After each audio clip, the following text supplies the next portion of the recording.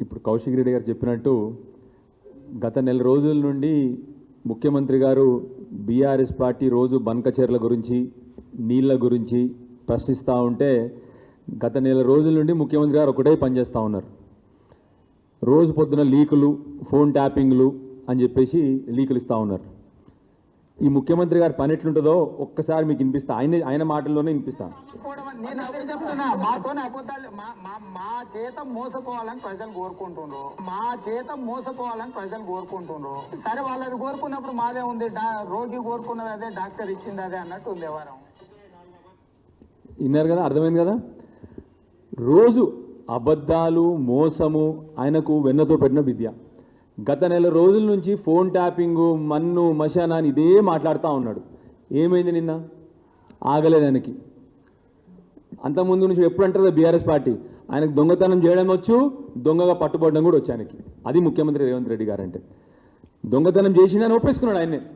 మంచి ఓపెన్గా తేటతనం అయిపోయింది ఇవాళ. ఫోన్ ట్యాపింగ్, ఎస్, అది మా అధికారులు అందరూ ఫోన్ ట్యాపింగ్ చేస్తున్నారు, నాకు తెలుస్తున్నది.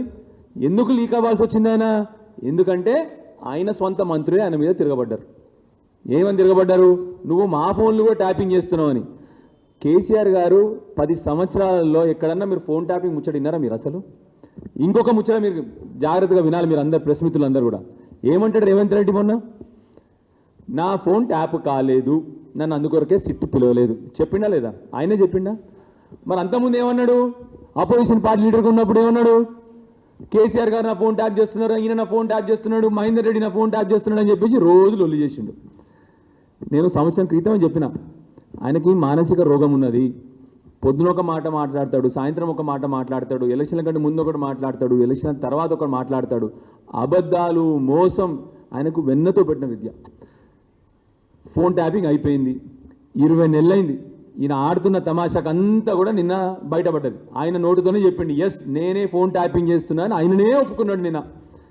అన్నిటికంటే మూర్ఖత్వం ఏంటంటే, ఆ మంత్రులనే కాకుండా కాంగ్రెస్ పార్టీ ఇన్ఛార్జ్, పాపం ఆ అమ్మాయి చాలా అమాయకురాలట, మంచి సిన్సియర్ లేడీ అని చెప్పి అందరు మాట్లాడుతూ ఉంటారు బయట. నేను కలవలేదు కానీ విన్నా ఆమె గురించి. ఆమె ఫోన్ కూడా ట్యాప్ చేసిండంటిన.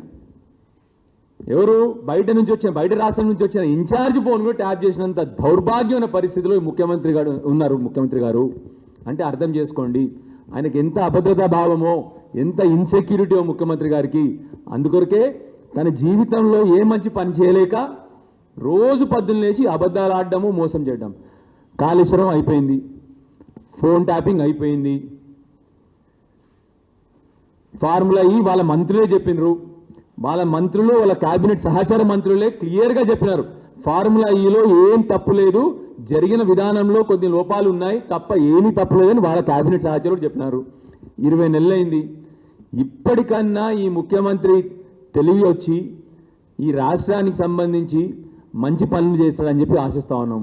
నిన్న ఎన్ని అబద్ధాలు ఆడతాడంటే అయినా సిగ్గవుతుంది. మన రాష్ట్రానికి ఇంతకుముందు పొద్దున్నే వాళ్ళ వివేక్ గారు చెప్పినారు, మన రాష్ట్రానికి ముఖ్యమంత్రి అవడం ఎంత సిగ్గు చేయటో.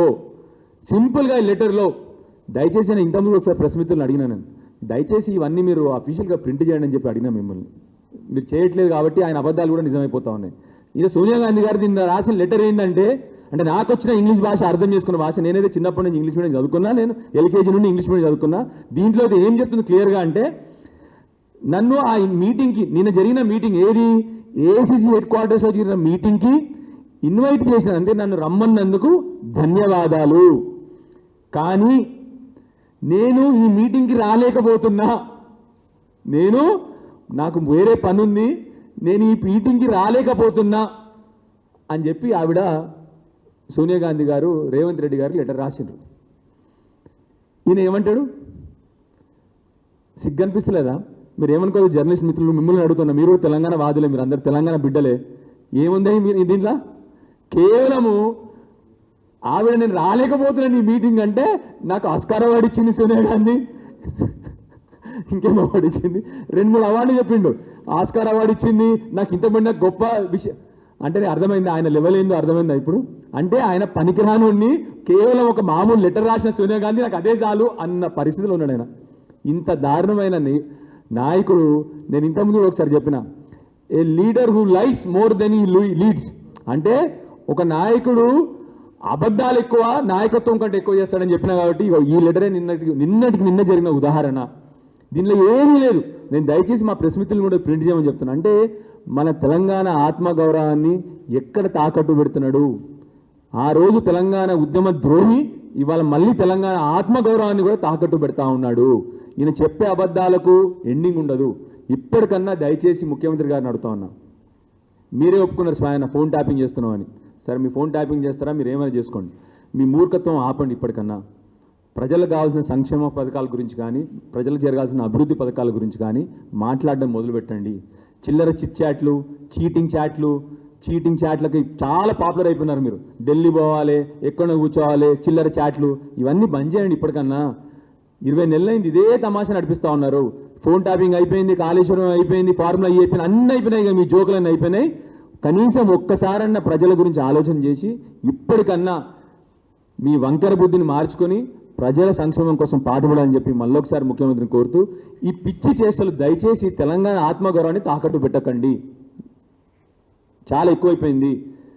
దయచేసి మళ్ళొక్కసారి మా ప్రెస్ మిత్రులను కూడా దయచేసి లెటర్ని మీరు ప్రింట్ చేయాలి, ప్రజలందరికీ తెలవాలి. మరి ఏం పొగిడింది సోనియా గాంధీ అని చెప్పి మీరందరూ కూడా ప్రింట్ చేయాలని చెప్పి కోరుతూ మళ్ళొక్కసారి జై తెలంగాణ. ఇంకొక ఇంపార్టెంట్ పాయింట్